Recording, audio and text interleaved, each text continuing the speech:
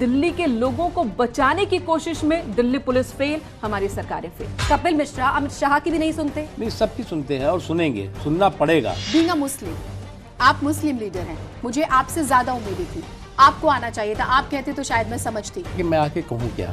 तीन के तीर के जरिए हम कहना चाहते हैं, जो भी होगा चूहे की बिल से निकाल करके और उसको उसकी सजा मिलेगी। और एनआरसी और एनपीआर को लेकर नीतीश कुमार अलग सोचते हैं। हर सोच सकता है। आप बीजेपी में शहनवाज हुसैन या फिर मुख्तार अब्बास नकवी, क्या वजह है? नहीं, बहुत पार्टी में कार्यकर्ता है, बहुत लोग हैं। क्या 2017 की तरह इस बार भी किसी मुस्लिम कैंडिडेट को टिकट नहीं देंगे आप? नहीं मिला तो जरूरी थोड़ी कि आगे भी नहीं मिलेगा। और कपिल मिश्रा कौन? अगर आप पॉलिटिशियन नहीं होते तो शायर, कवि क्या होते? मुझे लिखने का तब भी शौक था, अभी भी शौक। तीसरी किताब कब आ रही है फिर? तीसरी राजलीला आ जाएगी जल्दी। आपके बयान बहुत ही अलहदा होते हैं। कोई खास डिक्शनरी आपने तैयार कोई की क्या? डिक्शनरी नहीं है, स्पॉन्टेनियस जो बोलना हुआ वो बोल देते हैं।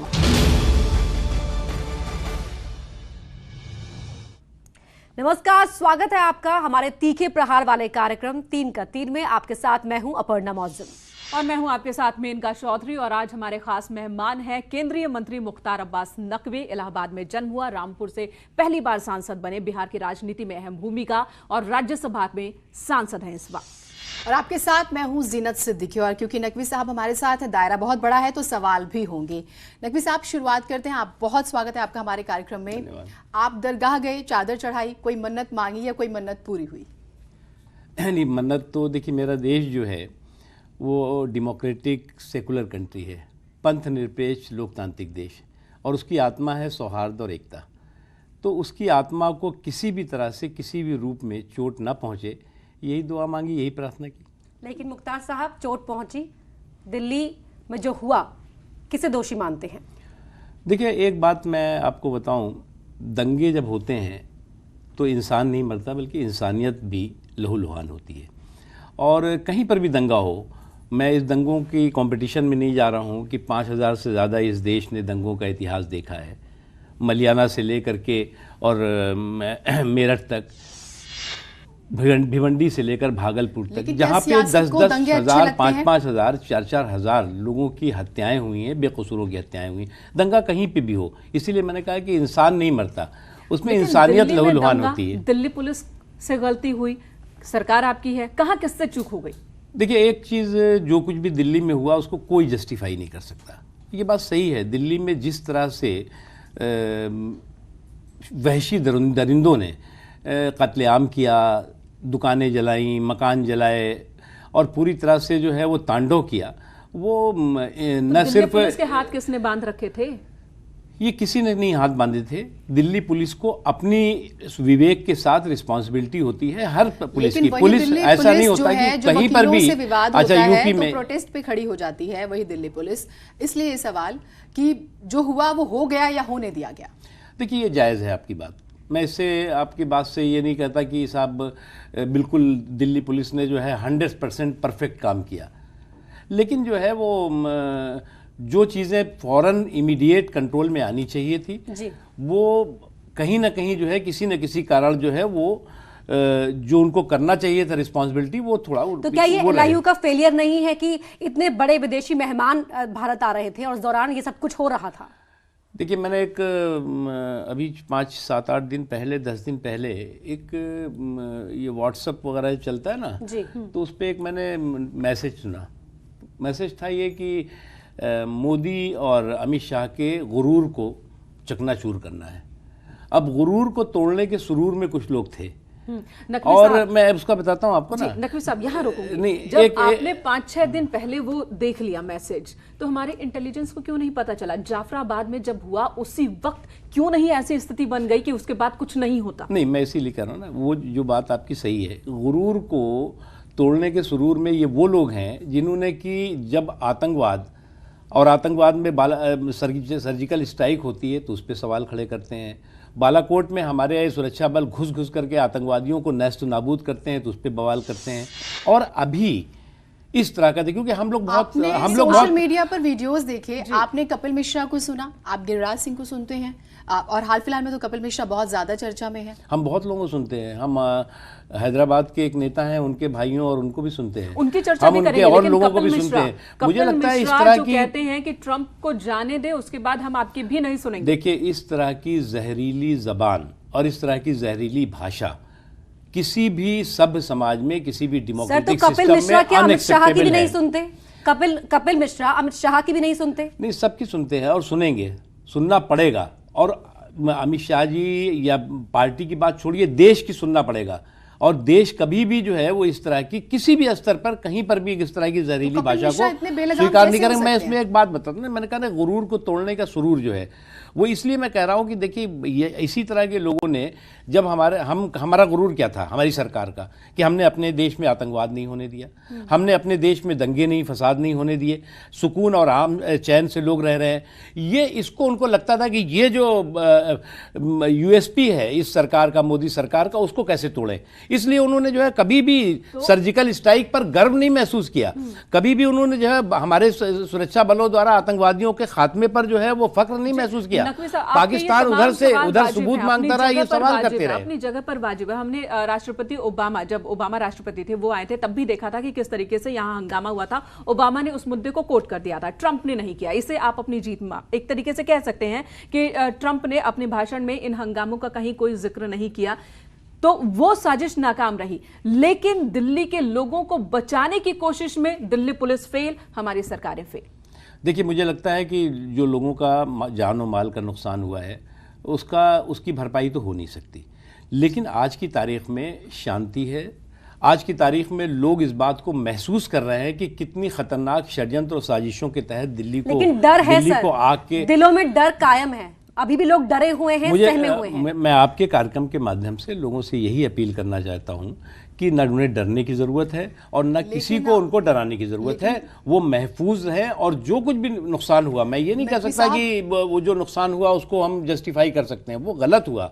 और वो जुनून जो भी उसके लिए रिस्पॉन्सिबिलिटी है उनको सजा मिलेगी, आप फिक्र मत करिए। एक एक लोग चुन चुन करके उनको सजा मिलेगी। जब सीए का जिक्र हुआ और इतना लंबा हमने प्रदर्शन देखा, जो विश्वास, क्योंकि सबका विश्वास का जिक्र होता है, वो विश्वास कायम नहीं हो पाया।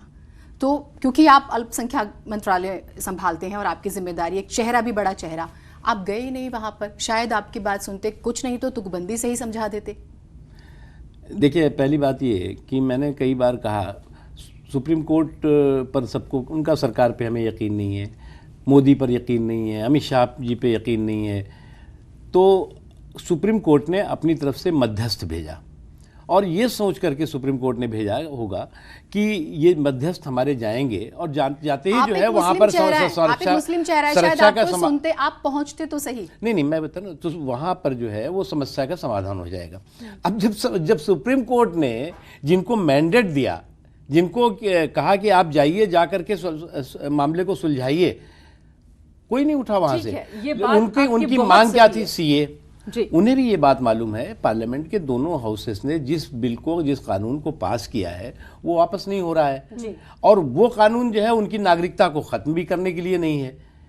कोई अभी आज एक दिन में जो है वो एकदम से स्काई लैब की तरह ये जो है सीए नहीं जमीन पे आया है, बहुत दिनों से ये बढ़ गया। और सीए भी नहीं है, सीए में एक अमेंडमेंट है, जो अमेंडमेंट सीए में कई बार अमेंडमेंट किए गए हैं, उसमें एक अमेंडमेंट है जिसमें कि 3 देशों के लोगों को नागरिकता देने की प्रोविजंस है। उनकी जो समस्या है वो अपनी जगह पर है। आप कह रहे हैं कि इस पूरे विरोध के पीछे ही साजिश है, जो विपक्ष के नेता हैं वो इसको बढ़ावा दे रहे हैं। सब कुछ ठीक है, लेकिन 2 महीने तक लोग माने नहीं। सुप्रीम कोर्ट ने तो 2 महीने बाद कहा ना, उससे पहले हालात पर कंट्रोल क्यों नहीं हो पाया? क्या आप इस अंदाजे तक, कैलकुलेशन तक पहुंच ही नहीं पाए कि क्या हो सकता है आगे? अच्छा, आप ये बताइए, जो भी वहाँ पर महिलाएं हैं या जो बच्चे वहाँ पर बैठे हुए हैं, मैं उनको कोई अनार्किस्ट भी नहीं मानता, उनको हम एंटी नेशनल भी नहीं मानते। वो गुमराह किए गए हैं और उनको जो है उनके दिमाग में कूट करके नफरत का जहर भर दिया। होने दिया ताकि दिल्ली चुनाव में फायदा मिल पाता। अच्छा, दिल्ली चुनाव में हमको क्या फायदा था इसका? पोलराइजेशन होता, पोलराइजेशन होता, पोलराइजेशन नहीं था, कोई पोलराइजेशन नहीं था। हाँ, हम अगर कैलकुलेशन हमारी बिगड़ पुलिस, गया, अगर मामला उस हाथ से समय आगे निकल गया। पुलिस जो है वो बल प्रयोग करके डंडे मारती या भगाती, तो आप ही लोग जो है वो ये आप ही लोग, मतलब ये सारा के सारा मीडिया कहता है कि साहब ये महिलाओं के साथ ये जुल्म हुआ। एक चीज बताइएगा, सीए, ट्रिपल तलाक, उसके बाद हम देखते हैं 370, अगला नंबर किसका? देखिए, पहली बात ये कि सीए को लेकर के जो एक भय का और भ्रम का भूत खड़ा हुआ है, वो भय और भ्रम का भूत निकलना चाहिए।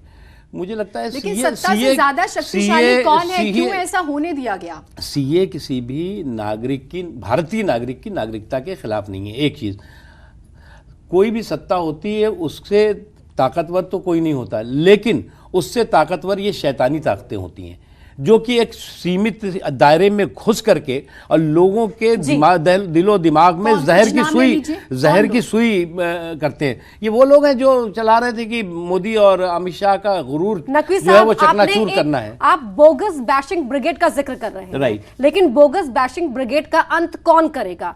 क्यों नहीं आपकी तरफ से इस तरह की चीजें होती हैं, कवायदे होती हैं कि लोगों के दिलों का डर खत्म हो, या आप जो अल्पसंख्यक मामलों के मंत्री हैं वो अल्पसंख्यकों के बीच नहीं पहुंच रहे हैं और उन तक वो बात कन्वे नहीं कर पा रहे हैं? फिक्र मत करिए, इस बोगस बैशिंग ब्रिगेड का बंटाधार हम ही करेंगे और इस बोगस बैशिंग ब्रिगेड के सारे षड्यंत्रों और साजिशों को पूरी तरह से चकनाचूर करेंगे, परास्त करेंगे। और आपको इस बात का, जब आप ये जिक्र कर रही हैं, तो आप आज मोदी जी जो है वो 1 महीने, 2 महीने, 4 महीने, 6 महीने, 8 महीने से देश के प्रधानमंत्री नहीं है।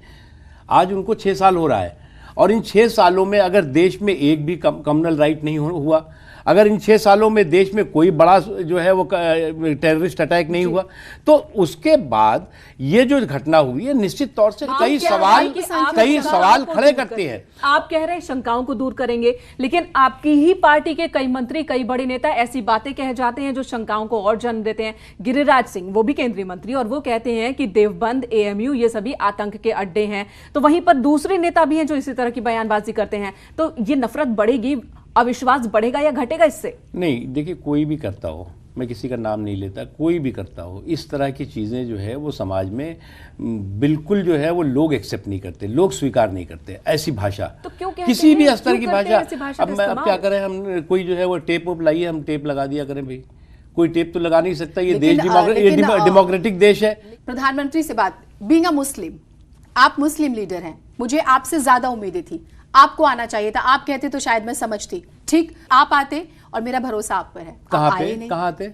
जहां पे भी प्रोटेस्ट हो रहा है, जो एक डर की बात हो रही है बार बार, तो मुझे शायद मैं आपको एक बात बताता हूँ। मुझे एक जो प्रोटेस्ट में लोग शामिल थे, उन्होंने मुझे फ़ोन किया और फ़ोन करा कि आप आइए। मैंने कहा मुझे तो आने में अच्छा लगेगा, मैं आऊँगा, मिलूँगा, जो हमारी बहनें हैं, हमारी माँ हैं, हमारे बुज़ुर्ग हैं वहाँ पे। लेकिन हमने कहा कि मैं आके कहूँ क्या? उनका आपको यही कहना होगा कि सीए हम वापस लेते हैं। हमने कहा वो मैं नहीं कह सकता, क्योंकि पार्लियामेंट ने जिसको पास किया है उसको हम कैसे कहेंगे कि वापस लेते हैं? समझाते, जब सुप्रीम कोर्ट कह रहा है कि वापस है, जिन शैतानी ताकतों का आप जिक्र करें, आपने कहा कि हमने कहा अफवाहों की अफीम से जो है, हमको 100 बार आपके जरिए भी गुमराह किया जा रहा है, अगवा किया जा रहा है। 100 बार उनको कुछ किताबें भेजी कि सीए क्या है, वहाँ बटवाई भी हमने इनडायरेक्टली कि ये सीए क्या है। ये सीए जो है वो 3 देशों के लिए है। आपकी पूरी हिंदुस्तान के एक भी नागरिक, उसमें मुसलमान शामिल हैं 18 करोड़ 20 करोड़ जो भी है, एक भी हिंदुस्तान का नागरिक हिंदुस्तान से बाहर नहीं जाएगा, यहीं रहेगा, यहीं पैदा हुआ है, यहीं दफन होगा, ये मुल्क उसका है। लेकिन ये बताइए, बातों की बात अलग रखते हैं, काम में भी दिखना चाहिए कि आपको सबके साथ की जरूरत है। राइट। 2022 यूपी विधानसभा चुनाव, क्या 2017 की तरह इस बार भी किसी मुस्लिम कैंडिडेट को टिकट नहीं देंगे आप? देखिए, एक बात पहले समझ लीजिए, हमारे विकास का मसौदा वोट का सौदा नहीं है।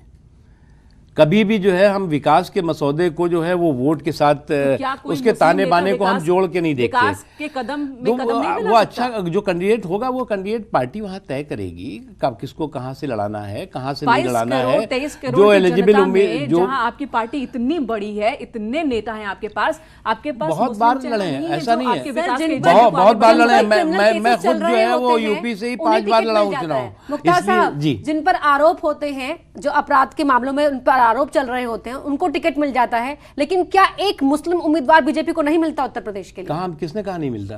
आपने आने दीजिए। अभी 17 में टिकट नहीं मिला तो जरूरी थोड़ी है कि आगे भी नहीं मिलेगा। अच्छा, राम मंदिर का निर्माण होने वाला है, ईंट रखने जाएंगे? देखिए, मुझे लगता है कि राम मंदिर का मुद्दा दशकों से, और बल्कि दशकों से क्या है, बहुत सैकड़ों साल से वो पेंडिंग था। ये सभी देशवासियों के लिए बहुत ही सुकून की बात है, उसमें मुस्लिम हो, हिंदू हो, कुछ हो, सभी के लिए सुकून की बात है कि इसका समाधान हो गया। और इसका समाधान बहुत ही शांतिपूर्ण और बहुत शांतिपूर्ण ढंग से, जो लोग, वो तो धार्मिक लोगों का काम है, ये हम लोगों का काम थोड़ी है। अगर मस्जिद बनी तो हमने कहा मस्जिद और मंदिर का बनाना हमारा काम नहीं है, ये धार्मिक लोगों का काम है, वो करेंगे। जी, बिहार के रुख कर लेते हैं। जी बिल्कुल। और सबसे पहले जो बात करेंगे, सहयोगियों के साथ सब कुछ ठीक है नीतीश कुमार के साथ और बाकी चीजें, क्योंकि पर्दे के पीछे हम नीतीश कुमार और तेजस्वी की मीटिंग्स भी देख रहे हैं। देखिए, एक चीज आप देखिए, बीजेपी जो है, वो जो गठबंधन है उसका एक बहुत ही क्रेडिबल ब्रांड है, लेकिन नीतीश कुमार नहीं है। 1998 में जब अटल जी ने एनडीए बना और गठबंधन बना, तो उस समय गठबंधन की सरकारें चलेंगी कि नहीं चलेंगी उस पर सवाल हुआ करता था। उस वक्त बहुत क्रेडिबिलिटी के साथ चला। लेकिन फिर इस टाइम मोदी जी, बीजेपी इस सिचुएशन में नहीं थी जो आज है। बीजेपी आज सहयोगियों को ये कहा जाता है कि बिल्कुल झेलने के मूड में नहीं है, टॉलरेट करने के मूड में नहीं है, और हमारे पास महाराष्ट्र एग्जाम्पल है। हाँ, मैं बता रहा हूँ, मोदी जी जब आए 2014 में, तो 2014 में मोदी जी के पास तो पूरा बहुमत था, किसी गठबंधन के साथी को लेने की जरूरत नहीं थी। उन्होंने पूर्ण बहुमत के बावजूद भी गठबंधन को साथ लेकर के सरकार चलाई। इसी तरह से 2019 में भी बिहार में जब मोदी जी को पूर्ण बहुमत मिला, तब भी उन्होंने जो है वो अकेले नहीं सरकार बनाई, गठबंधन के साथियों को लेकर सरकार चलाई। आपने कई अपनी जीती हुई सीटें नीतीश कुमार के लिए छोड़ दी। वो तो बड़े भाई की बात आप कर रहे हैं, तो वो तो बड़े भाई को ये जो है जिम्मेदारी निभानी चाहिए। लेकिन नीतीश कुमार नीतीश कुमार जी वहां पर उनका नेतृत्व है बिहार में, और एक बहुत ही जांचे परखे खरे लीडर हैं। आखिर क्या उनके साथ मिलकर चुनाव बीजेपी ने इतना अच्छा काम किया और उसके बाद फिर नीतीश कुमार के साथ जाना पड़ा? ठीक है, गठबंधन है, ठीक है, लेकिन अपने दम पर पार्टी क्यों नहीं सरकार बना सकती? देखिए, आने वाले दिनों में आप अलायंस को आप इग्नोर नहीं कर सकते, अलायंस पॉलिटिक्स को आप इग्नोर नहीं कर सकते। जो गठबंधन की सियासत है, उस सियासत को आप बिल्कुल ताक पर नहीं रख सकते। लेकिन एनआरसी और एनपीआर को लेकर नीतीश कुमार का रुख अलग है। उन्होंने प्रस्ताव पास कर दिया था कि हम गठबंधन को बिल्कुल नहीं। सर, एनआरसी और एनपीआर को लेकर नीतीश कुमार अलग सोचते हैं। हर सोच सकता है। अच्छा, यही तो हमारी खूबसूरती है डेमोक्रेसी की।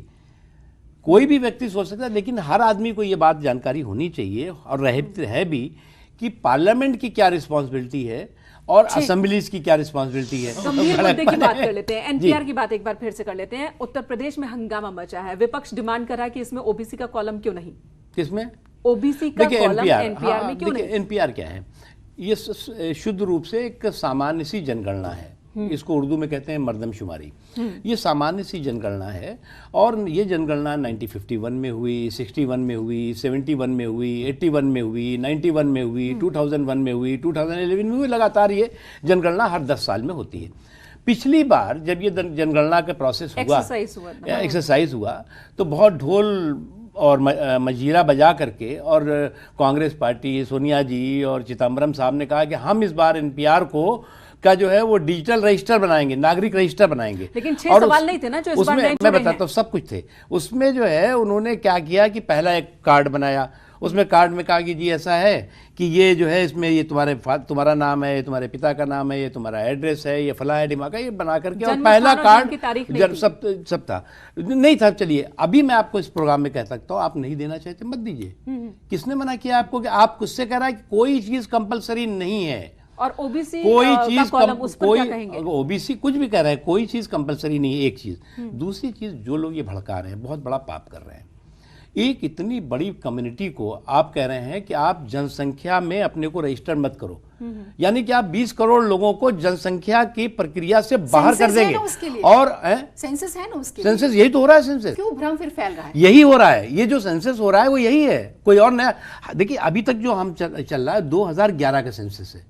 अब जो होगा 2011 के बाद, अब 10 साल हो रहा है, तो ये जो सेंसस कहेगा ये 2021 का सेंसस होगा। अब एक सवाल जो है बहुत ज्यादा बनता है, हमारा प्रोग्राम 3 के तीर, हम 3 बैठे हुए हैं आपके सामने। बीजेपी में तीसरा तीर आज तक कोई समझ नहीं आया। बीजेपी में शहनवाज हुसैन, या फिर मुख्तार अब्बास नकवी, क्या वजह है? नहीं, बहुत पार्टी में कार्यकर्ता है, बहुत लोग हैं, और ऐसे बड़ा चेहरा देखो हर पार्टी में। अब ये आप कैसे कह सकते हैं कि बीजेपी में सिर्फ जो है वो मोदी जी हैं, अमित शाह हैं। आपके बयान बहुत ही अलहदा होते हैं, अलग तरीके के होते हैं, तुकबंदी बहुत होती है उसमें। कोई खास डिक्शनरी आपने तैयार कोई की है क्या? डिक्शनरी नहीं है, मैं जो Instant होता है स्पॉन्टेनियस जो बोलना हुआ वो बोल देते हैं। और फिर एक सवाल आपके लिए आता है कि अगर आप पॉलिटिशियन नहीं होते तो शायर, कवि क्या होते? मैं पॉलिटिशियन नहीं होता तो ये तो खैर बड़ा मुश्किल है कि 16 साल से इसी काम में लगा हूं। लेकिन जो है, लेकिन मुझे लिखने का तब भी शौक था, अभी भी शौक है। और अभी तीसरी किताब कब आ रही है फिर? तीसरी राजलीला आ जाएगी जल्दी। और एक सवाल, अच्छा, दो शब्द, दो किताब आपकी, एक स्याह और एक दंगा, यही दो शब्द क्यों? अब इसके पीछे पढ़ेंगे तो पता लगेगा। एक सवाल जो बहुत ज्यादा उठता है कि बीजेपी के लिए मुख्तार अब्बास नकवी मजबूरी या जरूरी? नहीं, बीजेपी तो इतनी बड़ी पार्टी है, उसके लिए कोई मजबूरी नहीं है किसी के लिए। कोई व्यक्ति मजबूरी हो नहीं सकता। बीजेपी की मजबूरी है उसका आइडियोलॉजिकल कमिटमेंट, सैद्धांतिक प्रतिबद्धता। अच्छा, आप अटल जी की गवर्नमेंट में भी मंत्री रहे, अभी भी मंत्री हैं, और इस बीच भी तमाम जिम्मेदारियां निभाई, राष्ट्रीय उपाध्यक्ष भी रहे। तब की बीजेपी और अब की बीजेपी में क्या? देखिए, मैं उस वक्त तो नया पहली बार चुन करके पार्लियामेंट में आया था, और अटल जी ने मुझे information broadcasting and parliamentary affair ministry की रिस्पॉन्सिबिलिटी दी थी। उसके बाद मैं पार्टी का महामंत्री रहा, वाइस प्रेसिडेंट रहा, सेक्रेटरी रहा, सभी तरह की जिम्मेदारियाँ, इलेक्शन का इंचार्ज रहा और स्पोक्स पर्सन था। मैं मानता हूँ कि तब जो बीजेपी थी उसका भी कमिटमेंट एक था, नेशनलिज्म था और इंक्लूसिव डेवलपमेंट। सर का जिक्र कर रहे हैं, हमने बहुत सारे ऐसे मूवमेंट्स देखे जब एक अलग तरह का माहौल रहा। आमिर खान का विवाद जब होता है डर लगता है, या दीपिका पादुकोण का हम जिक्र करते हैं छपाक को लेकर, लेकिन आपने एक अलग स्टैंड लिया, तो वो जो है वो समझना चाहते हैं लोग कि ऐसा। देखिए, हमें लगता है कि अब जैसे मान लीजिए कि वो दीपिका की अभी एक पिक्चर छपाक थी ना, फिल्म देखी आपने? आपने कहा था देखेंगे, हमने कहा था कि लाजिम है हम भी देखेंगे। तो हमने कहा था देखेंगे, और अभी मैंने एक दिन कोशिश की थी कि उसमें तो नहीं जा पाया सिनेमा हॉल में, लेकिन मैंने सोचा था कि घर में देखें, लेकिन वो हो नहीं पाया। देखते हैं क्या आप फिल्में? हाँ, मैं बस जरूर देखता हूँ, मैं जाता हूँ सिनेमा हॉल में जाके देखता हूँ। Favourite hero heroine? Favourite hero heroine का नाम लेना ठीक नहीं है इतने लोगों के बीच में। रैपिड फायर राउंड की शुरुआत करते हैं। एक एक नाम हम लेंगे, आपको इंस्टेंट जो रिएक्शन आता है उस नाम को लेकर एक सेंटेंस में बताना होगा।